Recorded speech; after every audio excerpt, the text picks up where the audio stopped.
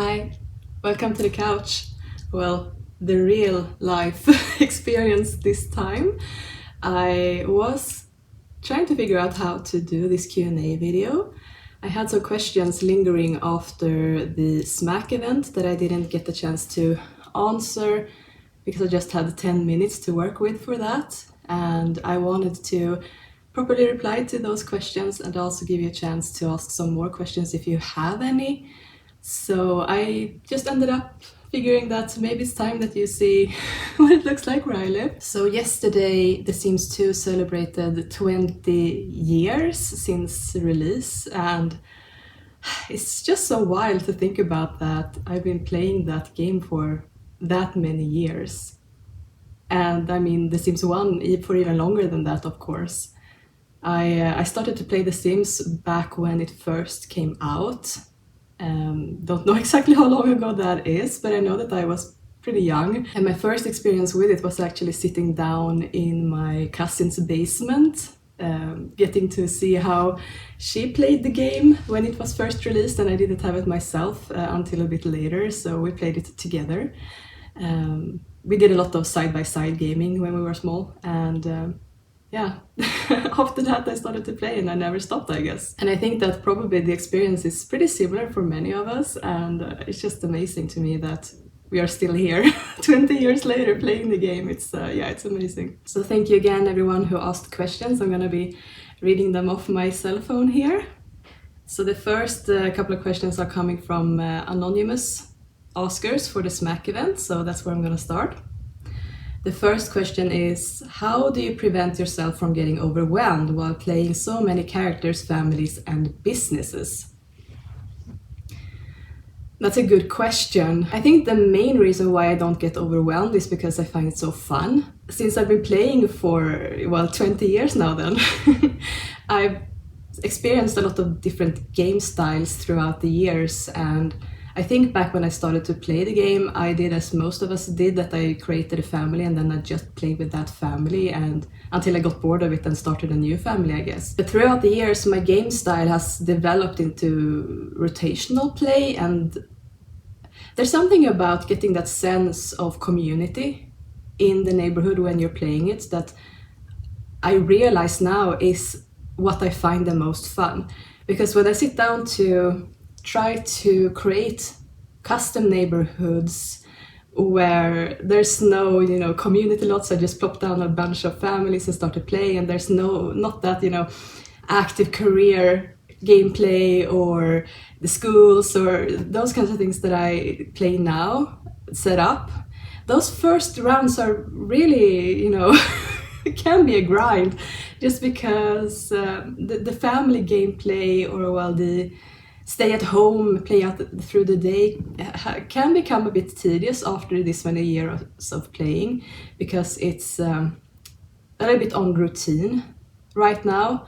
And I get the feeling now that whenever I create Sims that have a role in the neighborhood, whatever that role is, whether it's a job or maybe they host a hobby or maybe they have a group of friends that meet up often or something that just connects them to other Sims, that's not necessarily their family. That's what keeping things interesting, I feel like, and sitting down to play with each single family when you have that sense of community is a completely different experience, I feel like, and yeah, that keeps things interesting. And I guess that keeps me from being overwhelmed. Of course, every now and then you have these families that you don't really look forward to playing, but I feel like my current play style of just playing one Sim day at a time actually helps me with those families as well, because I just have one day to play them and then I'm moving on to the next family. And if I do have a family that there's not really much going on with them at the moment, I don't really have to spend that much time with them. I can just, sit down for one Sim day, don't travel to any community lots, just play through and fast forward it if needed.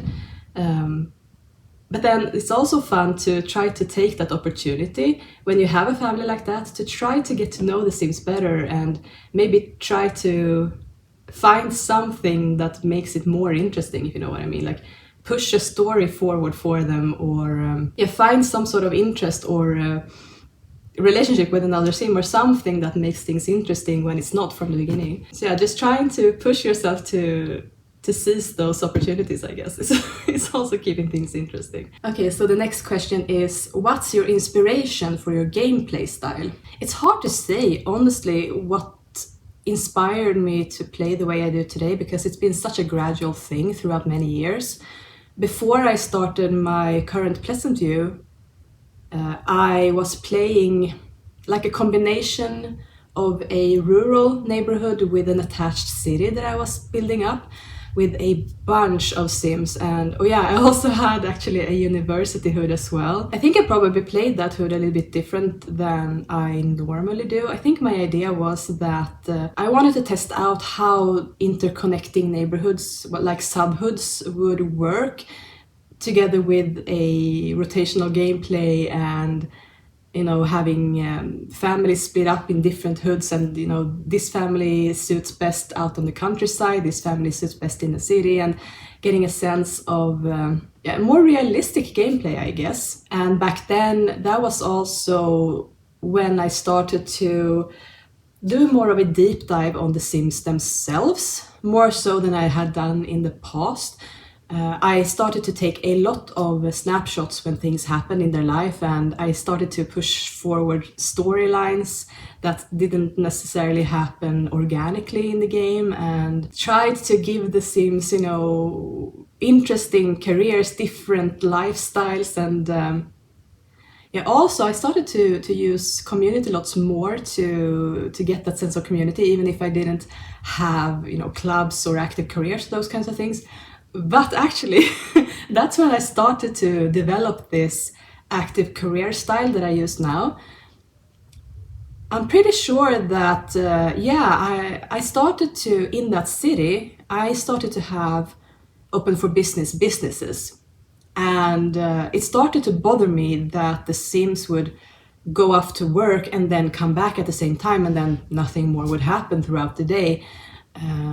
So that's when I realized that if I actually gave them a career that they could have on the side, and then actually physically travel to their business, work through the day, come back, and then leave, then it would be more logical in my head that actually they've been at work.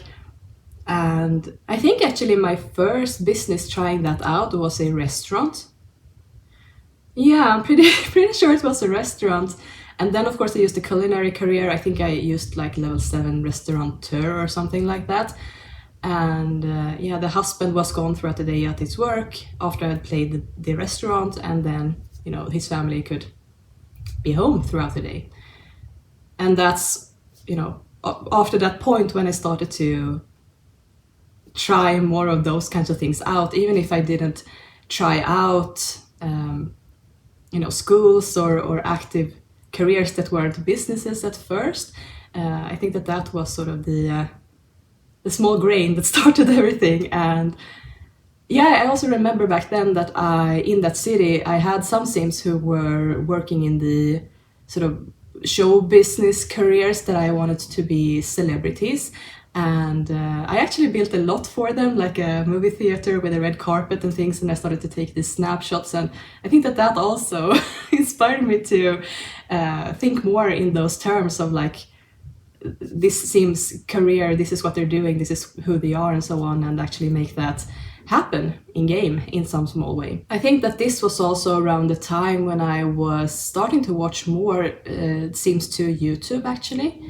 This was the time when Pleasant Sims was very big, and I think that I had watched some of the Jessa channel as well, even before then. And I think I started to get these little gameplay ideas from watching other people play the game, and realizing that there were a lot of more things to do in the game than I had known before. So I think that was inspiring for sure. So the next question, do you have a family you dread playing through when you get to them? I mean, those families do pop up every now and then, don't they? There's certainly always going to be families that are more interesting at the moment, and then some who are less so. But I feel like that is also changing as you play through the families. Like sometimes a family has a certain plot point going on that you want to see what happens with that, and that can make things really interesting and make you want to continue playing them. And then other times you might have a family where one or more sims in that family aren't that interesting to you, and I do experience sometimes that some sims are really difficult to connect to. Like there's some sort of barrier between me and the sim that I can't push through. There's a sim in Pleasantview actually that I feel like that with, and that is Grayson Bendette. That's a townie that I married Marissa Bendette to, and even though they've been living together for many years now and I've been playing with him, I just can't get a hold of him. Like there's something that's like, I don't know what it is. Sometimes you just can't get to know the sims even though playing with them. I feel like it's strange because that doesn't really happen a lot, because playing through their lives and all the hardships and good times and everything, you just grow up a bond normally. But every now and then there's sims that it just doesn't happen with, I feel like. So sometimes I just keep playing them anyway. Sometimes, as was the case in Strange Town, if you seen my run through of what I've done there, I did have also a sim called Marissa, who was also a townie actually, who I married to, I think it was Almeric Davis. But I couldn't find interest in her as I was playing, so I actually ended up killing her off. That's a solution as well. As for a whole family, that doesn't really happen a lot. But if it does happen, because I do have experience with that, I normally just push through it and maybe fast forward more than I would otherwise, or as I said earlier, try to find a reason to like them, or otherwise push forward some sort of tragic plotline, I guess. Next question. What inspired the idea of playing out the townie stories along with the main Pleasantview characters? When I set up Pleasantview and started to play it, I had no plans whatsoever to ever share it with anyone. It was just something that I had the strong urge to do, and the reason why was because I had found Big Mouth's Pleasantview Machinima series and I was so obsessed with it. I had this really strong urge to sit down and restart Pleasantview and build up a similar storyline. I really drew a lot of inspiration from that series, but as I played along, of course, different things happened and so on. But I think that was part of why my interest grew for the townies, because the townies were featured in that series in some small ways every now and then. And I grew curious, and I was starting to try to figure out how I would involve them in the town and also make it feel more, lively, because I've played Pleasantview many times, and, sitting down to just grind through the same storylines again didn't seem that appealing to me. So once it sort of clicked in my head that, I can put them into families. They actually have a reason for like being a child in the neighborhood. That child is actually connected to a family, they have a home, and, that whole thing. That's where it started to make sense and become a plan in my head. So I think it was a mixture of watching that series and other Let's Play series as well on YouTube where the town is featured, and also getting the sense of like I wanted to get to know them better, because you've seen all these Pleasantview townies around ever since we started to play 20 years ago, right? But often they just get involved with the story if they are married into a family. For me, that's been the case anyway. And before this, I've never really taken the time to sit down and get to know them properly. And I'm so glad that I did, because I love them now. They're really, really cool, all of them. They have their own personalities, their own, It's so interesting with the townies as well, because sitting down to watch the same townie sims in other people's games on YouTube, I feel like they have the same personality, you know, throughout different people's games, even though we are playing them different and we have different stories for them, of course, but you just recognize them, right? It's so interesting to me. Let's move on to the next question. If you could take one feature from The Sims 4 and put it into The Sims 2, what would it be and why? Oh, The Sims 4. I played very little of that game, to be honest. I tried it out back when it was first released and was pretty shocked by the way that it looked and ran. I remember the first time I took a look at, well, of course the first experience was that, okay, I'm starting a new game, but I can't actually get to the game, I have to create a sim first. That was confusing. And then once I finally created a sim and decided to move them in, I was greeted by this completely white map. It was just like a picture and I couldn't do anything with it, and I couldn't change the map in any way. It just was so different from any other Sims game I played, even The Sims 1. Even in The Sims 1 there was like a lively map with cars running around and color and, you know, but this was just a white screen. And yeah, sitting down to starting to play it, I also had a very difficult time to, you know, connecting with the Sims themselves because they were so cartoony, I guess. Yeah, I don't know what it was actually, but yeah.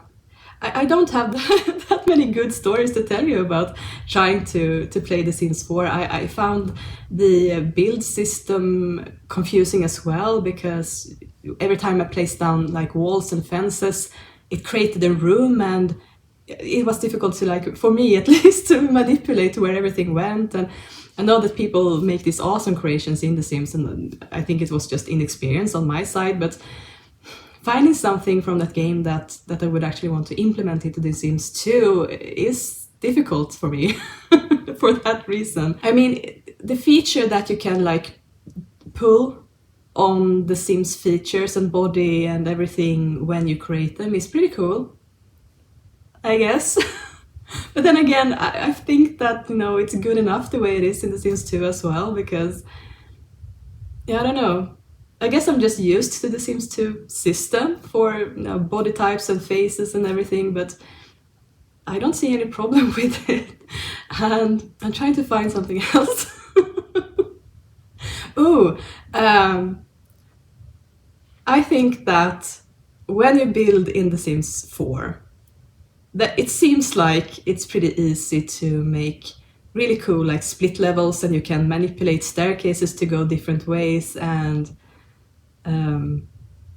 like when you place down counters, you can do it in a really fun way around the wall. Yeah, I guess things from the build mode, and they have a pretty cool light system, I think, as well. Like it seems like when light travels into the house, it's cast like a light shadow from the window onto the floor, which is pretty cool. Sorry, I'm struggling, but it's probably just because I haven't played a lot of The Sims 4, so I don't have that many references to work with, I guess. Let's move on. Other than being a lover of The Sims, what was the motivation of starting your Let's Play series? You know, I've always been a pretty creative person who have my own projects, and before starting my YouTube channel, I was very involved in the fanfiction community and wrote a lot, read a lot. I still read a lot. And I think it was like for a year before I started the YouTube channel, my interest in that had sort of tapered off, and I felt pretty uninspired, and every time I tried to sit down to write, I just couldn't. I had a massive writer's block and didn't know how to keep interest in my own stories, and I needed something new, but I didn't know what that was. So at first I got, you know, heavily involved with work at that time. I was kind of obsessed with my work, and then I was obsessed with exercising and calorie counting and those kinds of things. And when that sort of, my interest in that sort of waned,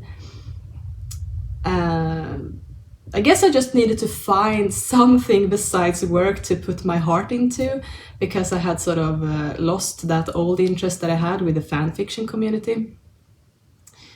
And I started to sit down and watch a lot of the Sims content at that time, even more so than I had in the past. And at that time, my boyfriend and I, we were sitting next to each other. We had our computers in the same room, just on the same table next to each other. And he used to see me sitting down there and, you know, watching videos. And every now and then so the person on the screen were struggling with something, and I was sort of point out that, oh, but it's because you have to unpause the game, and give these little tricks and tips to the screen as I was watching. And he was sort of reacting like, why don't you make videos? It seems like you know how to do these things. And at first I was like, no, I couldn't do it. I don't have the right personality for it. So yeah, it took me a while to sort of get used to the idea of it. But he had put a little grain of something in my mind that started to blossom into ideas. And eventually I decided to go ahead with it. So I would say it's actually my boyfriend's reason, like he's the reason why I ended up actually going through with it in the end, yeah. Out of all the cast in your series, who is more like you personality-wise? This is a question that I got for SMAC, and it's actually been sitting in my head ever since June when I first read it. And I've been trying to figure out what the answer to this is. So it's actually really difficult. The thing is, though, that I think that this goes for every writer out there, but as soon as you start to create characters, you build them in some way from yourself, always, because that's the sort of the reference you have is yourself. So I feel like all of the Sims that I play probably have some small grain of me in them, more or less, of course. The way that I play them out, and maybe especially when I write cutscenes for them, the way that they speak is probably built off of how I speak as well, or at least how I think. Something that I can say, though, is that if I were a Sim, I would have the fortune aspiration. Not because I'm particularly money-driven, but because I'm very ambitious. And I tend to get involved with these different projects, and I want to perform well and get appreciation for it as well. So yeah, I think that just going off of aspirations, it would have to be a fortune sim, but someone who is more into projects, I guess. And I could say that I'm probably a bit similar to Jennifer Pleasant, or Jennifer Burb, as you might know her. In that way, I tend to get really wrapped up in whatever I'm doing, and when I'm sitting down to do something, I just want to do that thing, and I forget to eat and drink and whatever, you know. And I feel like she could be similar to that. Also, the way that I play Jennifer is that she's living alone. She's a lone wolf, and that's definitely me as well. Growing up, of course, as everyone, I didn't know a lot about myself, and I had to learn to know myself and understand myself. And I am actually asexual, and I didn't understand any of that as a young teenager. I didn't even know that it was possible to be asexual when I was small. And I went through a lot of different hardships because of it, because I thought that there was something wrong with me, and I developed sort of an inferiority complex because of it, because I didn't feel like I was good enough, or that I have anything interesting to contribute, or that, I didn't understand myself, I guess, and that really led me down that path of trying to isolate myself as well. So, being alone with myself, it is definitely not a strange concept to me. I actually like it. I've grown really used to it, and I guess I'm similar to those kinds of Sims who have similar experiences. I find myself really close to Daphne Lothario, actually. That most recent cutscene that I did with her, sort of pushing Dawn for the backstory to how she was conceived, and then also her reaction out on the balcony, is pretty similar to how I was as a young person, I guess, when I tried to understand myself. And I think that's also why I am considering if maybe Daphne could be asexual, just like I am. Because I feel a sort of kinship with her, I guess. That sense of otherness is something that I have struggled a lot with, and it's taken a lot to sort of build myself up and gain confidence and understanding that, you know, I actually have something to contribute. People do find what I say interesting sometimes, you know, and not to sort of apologize for my own existence. So yeah, I'd say maybe Jennifer Pleasant, maybe Daphne Lothario are the most similar Sims to me right now. The next one is, would you like your series to become a film in theaters one day? Wouldn't that be something? You know, I am someone who believes in everything has its time and place. I don't think that my videos would do particularly well in the movie theater.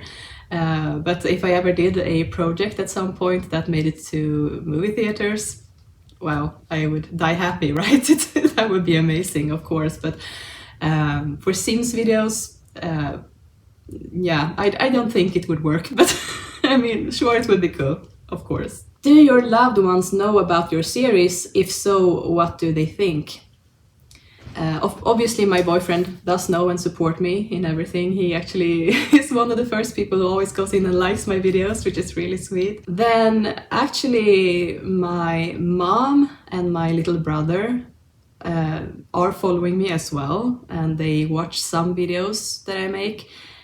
It was actually a bit of a shock to me because, yeah, I've been doing a bunch of different creative stuff throughout the years, and yeah, they haven't really shown much interest in those things. But yeah, I guess maybe this was more easily accessible or more easily understandable than what I've done in the past, and they checked it out, and they're supportive, of course. That was actually really touching for me. I'm really moved by the fact that they watched my stuff and they're supporting me and they're asking questions about it and they're interested. You know, it's actually really nice. Dad doesn't really care though, but I mean, this really isn't his kind of thing anyway, so I totally understand why. Then I haven't really talked to a lot of my other family members about this, but yeah, I'm sure that they would be supportive if I did tell them. They would be interested, but you know, in a pretty, you know, they would be interested in a project that I'm working on, but I don't think that they would be interested to sit down to actually watch my videos, if you know what I mean. I've actually also talked about this channel with my coworkers because I can't keep my mouth shut, and you know, it's a good thing to, you know, chat about at the coffee maker, like, oh, what are you doing this weekend? Oh, I'm probably gonna film another video, and they're like, oh, what you film videos, and then I can talk about my YouTube channel in, you know, a pretty general way. And yeah, they're showing a mild interest as well and being supportive, and it's like a fun talking topic. Actually, The Sims is a pretty big thing in Sweden in general, and when I start to talk about it, people get really excited normally and start to talk about their own experiences with the game. So yeah, it's a good thing to talk about, I guess, with the coworkers as well. Which Sims creator inspires you? I mean, I'm inspired by Sims creators in general. I think that this community, being as lively as it is and as many people still involved with the game, is really inspiring in and of itself. And, you know, the response to videos when I post them and things, that's also really, you know, inspiring and yeah, driving for me as well to continue doing this. Before I started Pleasant You and my channel, of course, I was really inspired, as I said, by Big Mouth and that Pleasant You Machinima series. I think that was also around the same time when I found out about Jodely, who is a fantastic builder and who has also a speed building YouTube channel that I've been watching as well. And I went on a binge downloading session on all her builds on her Tumblr page, and that was actually how I started to build up my current custom content folder from her builds and yeah, getting inspiration from her videos as well. Before then, my style was actually pretty much Max's Match, to be honest.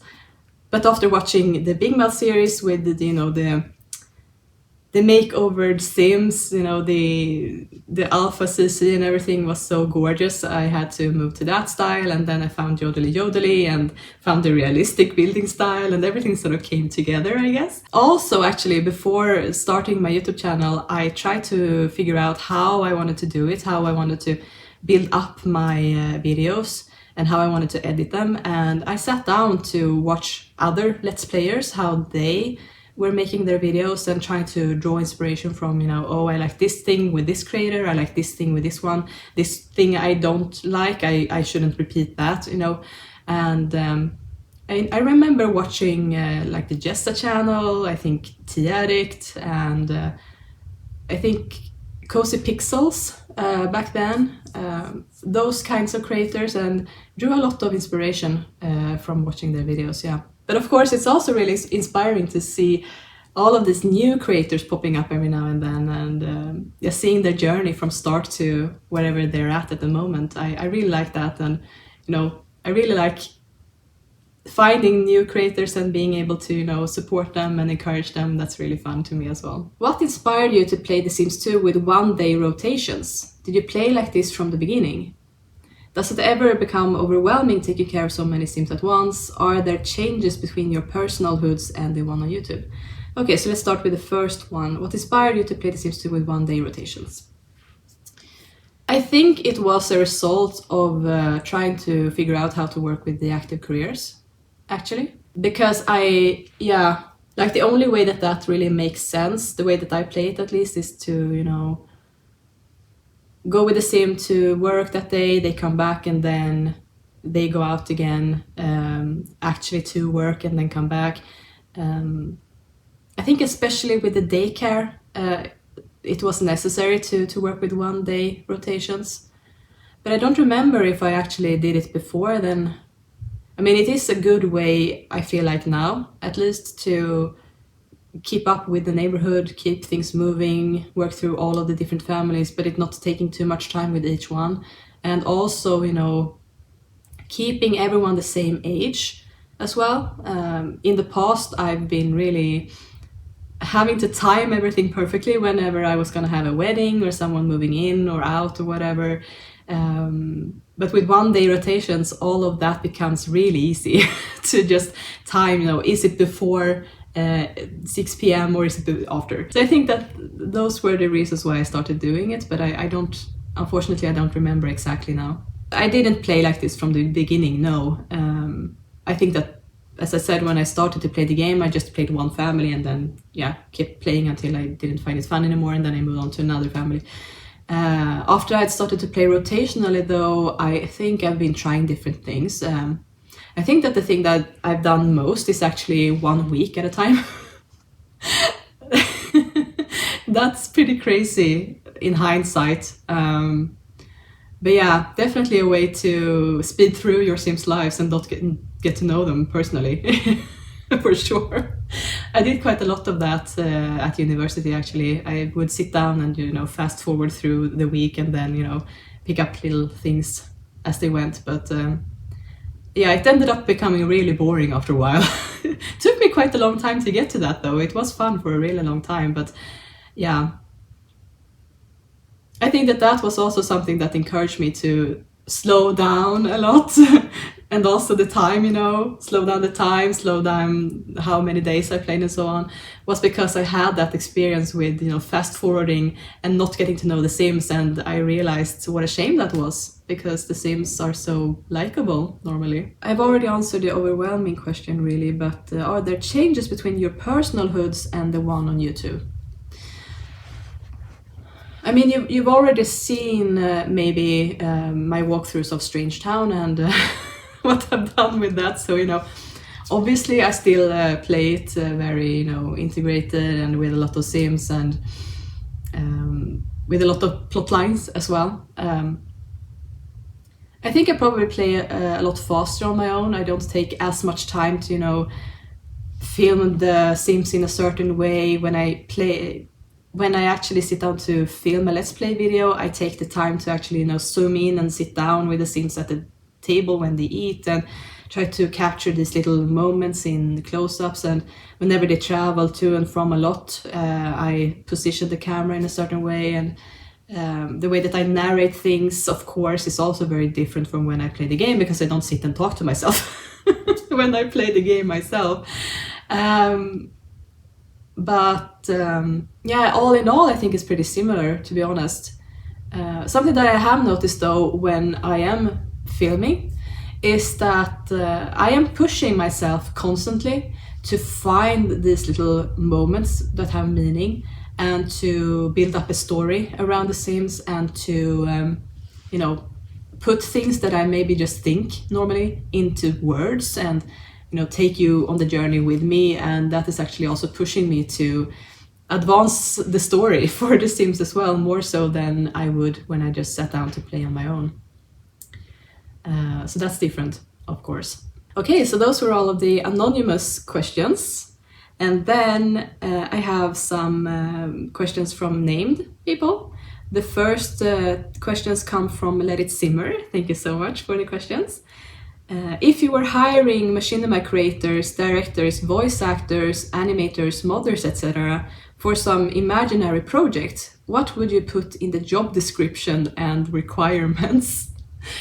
Oh wow, this is such an interesting question. Well, I'm actually someone who works in customer service, and I've actually advanced to more of a leading position in that, and I'm currently working with, employing people, those kinds of things, and training new staff, and building up a team and directing people in that way. So, but comparing it to a sort of passion project, of course, you couldn't have that same demands for the people working, because it would be on their free time. They would do it just out of their own interest, and they wouldn't get any pay for it and so on. I mean, it's very different, the sort of demands you can put on people in those kinds of projects. But something that's really important to me is open communication. If we don't have honesty, and if we don't, if we have too much prestige and trying to, outdo each other, or take too much pride in what we do, and we can't take criticism and that kind of thing, everything just falls apart, and you can't build a team or a project on that. You have to have that sort of, the sense that anything that you do can always be improved, and you're working as a team, and you don't take things personally if ever something has to be changed, or I feel like that part of projects is usually the most important part. Then the process of what you bring to the table and your experiences and things, that can vary a lot, but everyone has to sort of pull towards the same goal, if that makes sense. And if there's someone who tries to do their own thing, or can't take in the opinions of others, that person probably isn't the right person for the team. So I think that would be the most important requirement, of course. I think also it's tricky with, say that I would employ voice actors for some sort of project that I have. It would have to be some people who are pretty reliable moving forward, because there might have to be reshoots, pickup shots, or changes to the script or whatever. It couldn't be someone who was just like, I'm gonna do this one evening and then I'm done, I'm never gonna contact you again. It would have to be someone who you can continuously have a conversation with, and work on the project together with, I guess. Then there's the second question from Let It Simmer. Ironically, in the game, the Sims can play The Sims on their computers. Which pre-made, in your opinion, could start a Simmer YouTube channel and film Machinima? Oh wow, pre-mades. I feel like most of us who actually sit down to film The Sims 2 videos right now, while working on these projects in this old game, I feel like most of us are probably introverts. Who like spending time on our own and working on these things. And I guess it would have to be a Sim who reads a bit like a lone wolf. Maybe Darren Dreamer. I feel like he's a bit of a loner, and he's also very creative, so I guess that would make sense. Maybe Cassandra Goth, if we would just look at Pleasant View. If we move on to Strange Town, You know, my gut feeling is telling me the Curious Brothers. But I feel like maybe they would have different interests within the Simmer community. I could definitely see Laszlo having a Sims YouTube channel for sure. But I feel like Vidkun would be more of a modder maybe. You know, sitting on his own, not really being too social about it, but maybe releasing stuff continuously. Pascal, I could really see Pascal, you know, making Tumblr Simmer stories, you know, taking snapshots and writing, you know, these fanfics, I guess, of the Sims. That would, yeah, I think that would suit him a lot. Maybe Erin Beaker, possibly, could be interested in that as well. I read her as a sort of a up in the clouds person, very imaginative. As for Veronaville, something is pulling me towards Miranda Cap for some reason. I don't know why, but maybe Miranda. Maybe Puck Summer Dream, I could see as well. He's also feeling like a bit of a creative loner type of person. But yeah, that's the thing as well with, you know, making YouTube videos. It could be anyone. That's sort of the strength of YouTube as well, that anyone can pick up a camera and make a video and post it, you know. So it could be someone who is completely surprising as well. Of course, anyone could do it, I guess, and also anyone at any age as well. You know, the game came out a very long time ago, and we're not really teenagers anymore, you know, even if we were when we first started playing the game. You know, I wouldn't be surprised if someone like Coral Oldie would also have a YouTube channel, you know. It would make sense in some way, yeah. Then I have a question from Rainy Day Gamer. Thank you for your question. What did you struggle with the most when first starting your channel? Sound and light, for sure. I have no experience whatsoever with sound and light and those things, and you know, I was working with a green screen and oh my god. I actually, when I started out, I had a floor lamp propped up on my table, shining down on me, and then my cell phone flashlight lighting up my face. And that was actually, you know, good enough combined with the ceiling light, of course, to shine down on my green screen and make it passable. It was never good. But it was okay. As for the sound, you know, things didn't start to get better with that until I got the new mic. But at first I was using my headphones and that, you know, built-in mic. And I actually had to use a software called, was it like Soundwave Banana or something like that? Something with banana anyway. And yeah, it was a struggle for sure. But if you do have a bad mic and you want to start out small, I do recommend getting that software, because that actually took my mic from sounding absolutely horrible to passable. So that's definitely a tip if you are considering starting out, but you know, don't want to invest in you know, the good stuff at once before you know if you like it or not. Definitely try out that software. And if you do want to have your camera on, you know, you don't have to have a green screen necessarily, but if you do have one lying around, you know, take different kind of light sources that you have around you and don't invest in those expensive things at once. You can make it work. I did.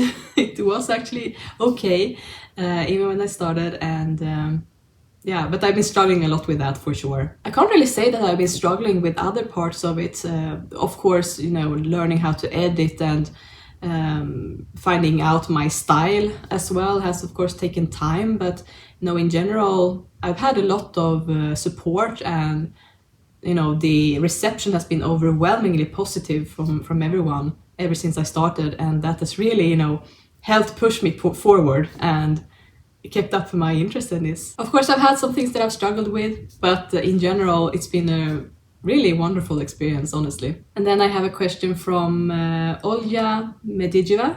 I'm sorry if I butchered your name. Do you play other Sims games? If so, what aspects do you find most interesting in those games? Is your gameplay style, CC collection, play rules, etc. different when you play off camera just for fun? Okay, so the first question here, thank you so much for the questions, by the way. Do you play other Sims games? Not right now, but I have in the past. I am picking up The Sims 1 every now and then, but then I put it down just as quickly because it's difficult for me to keep up engagement with it now, knowing what it's like in The Sims 2, I guess. But yeah, I've played The Sims 1 so much. That was the game that I was playing as a child. You know, me and a lot of friends around me as well. We were obsessed with The Sims 1. As for The Sims 3, I played a lot of that as well. Don't currently play it. Yeah, I've had quite some fun with it. Not nearly as much fun as I've had with The Sims 2, but it's a good game in overall, I think. I've also sort of played, you know, this... I think I played the Herbs at one point when I was younger. We had it on like PlayStation 2, I think. But I think I was too young to play it probably because I never really understood the mechanics of it back then. But I have tried it out. I think that at some point there was also like this really bad The Sims game on mobile as well that I downloaded and was like, what in the world is this crap? I remember like having the sim in a house, and then you had to sort of click on the furniture to build it, and it would take time for it to finish and things like that. I don't know, it was one of those really bad mobile games, I guess. But I tried it as well. But if we just look at maybe The Sims 1 and The Sims 3, for if so, what aspects do you find most interesting in those games? I feel like for The Sims 1 is a lot of nostalgia. It's a really cool game for the time when it was published, and it's really difficult as well. That game definitely has no chill. I mean, it's actually difficult to keep your Sims alive and happy in that game, and to this day I can't figure out like why the social worker insists on taking my babies away whenever I try to have babies. You know, sometimes they just come out of nowhere for no reason, I feel like. And yeah, but I've been obsessed with Making Magic. When that came out, that was such a good expansion pack, and I think that came out at a time when I had started to lose a little bit of interest in the game, and then when that released, I was on it. I was so obsessed with the game again. But The Sims 1 had this little, you know, quirky things that was working for it, and it was a lot of fun, you know. Spent so many hours playing it. I love it, and love the music and everything about it. It's yeah, it doesn't hold up for me now because I can't keep up interest in it, just because of the gameplay style and the fact that the Sims don't age, I guess. There's something about it, but yeah, nostalgia for sure. As for The Sims 3, I loved city gameplay especially. I played a lot of Bridgeport. That was a lot of fun, and that is actually also one of the things that's inspired me to build up downtown that way that I'm doing it right now, because I found it so fun in The Sims 3 playing Bridgeport. So I have like in my head like, ooh, how am I gonna be able to create these cool bars on tall sky-rise buildings and those kinds of things that I want to try at some point. And you know, these sort of active celebrity careers that you actually had in Bridgeport was actually really fun, that I want to explore in The Sims 2 as well. So yeah, that's been really fun with The Sims 3. The open world is pretty cool, but not necessarily something that I have to have, you know. I really like the way that it works in The Sims 2 with loading screens. It just doesn't bother me. I think that The Sims 3 was probably around the time when things started to get a little bit more cartoony for me than realistic. I felt like The Sims 3 Sims weren't as personable and easy to connect to as The Sims 2 Sims are. I don't know why. But yeah, I think that is part of why I don't play it anymore. I couldn't get that, you know, sense of liveliness, the sense of community that I have found in The Sims 2, and I guess a contributing factor to that is the fact that you can't play all the families rotationally as you can in The Sims 2. You actually have to move from one family to the next, and then you sort of reset that old family that you just played, like their wants and everything disappears, and you know, the whole neighborhood still keeps aging, and you know, it's just not the same thing. But I've had a lot of fun with that game too, definitely. I've somewhat already answered how things are when I play off camera, but my style, like the CC collection and everything, is the same. I still have the same save as I do when I'm playing on camera. But yeah, as I already gone through the gameplay style and everything, it's pretty similar actually, but with some differences, of course. I take a lot of screenshots when I play on my own. I don't do that when I film. Then I have a question from Beladova. Thank you, Gabby, for the question. I was wondering, do you or would you ever use any of your Machinima tools or practices in private gameplay? Like, would you say that it enhances the gameplay as you're playing it, or does it only enhance video content? That's a really interesting question, and I hadn't really thought about it before you asked it, so thank you. I think in general the answer is no, because a lot of the work that I do with Machinima is using talk hacks to make the Sims say things or do things that are like scripted, and I have them in a pose and they're on an OMSP, they can't move, they can't do anything, so everything is very staged in that way. But I also use the all menus cheat a lot when I film Machinima, and that is something that I have actually used also for gameplay purposes when I want to force something to happen that wouldn't, the Sims wouldn't be able to do anyway. Of course, it's really useful for screenshots, but that's not technically gameplay, is it? I feel like working with camera movement is somewhat useful for playing the game as well, because when you get used to, making drifting shots and, moving the camera in certain ways and maybe setting camera angles that you shift between, that can be useful for gameplay sometimes when you want to get in and close with your Sims and maybe find a good moment, and that's very limited though. Setting the camera angles and switching between them can be useful, as I've shown, in really, really tall high-rise buildings when you want to get up and down very quickly and easily. So that is something that you can use for gameplay purposes. Yeah, finding other things than that, I think it's going to be difficult. Because again, when you film Machinima, everything is so staged and controlled, and the Sims' free will is turned off, and yeah, everything is just completely scripted, you could say. So yeah, I don't think that those two necessarily match that well, but yeah, there's probably some things that I'm not thinking of right now that you could for sure use. And then we have the last question coming from Paulo. Since starting your channel, on what things has your playstyle changed the most, both on camera and off camera? I think that since starting the channel, I have been even more focused on the Sims themselves, like individually, and trying to understand their choices in different situations and building up a personal life for each and every single individual Sim that I haven't really necessarily done in the past, but that has really enriched the way that I'm playing right now. As I mentioned, sitting down to film a video, that actually pushes me to find those little moments and to develop the Sims more than I would otherwise, and that has also inspired me to do the same when I'm playing on my own, because I've noticed that the more personable and the more you care about your Sims, the more fun it is to actually play them as well. Then of course, as I'm playing and making the videos and posting them, I get a bunch of helpful comments helping me out with different tips and tricks and different mod ideas and gameplay ideas, and of course ideas for storylines as well, interpreting different scenarios and the way that things have led up to where they are currently.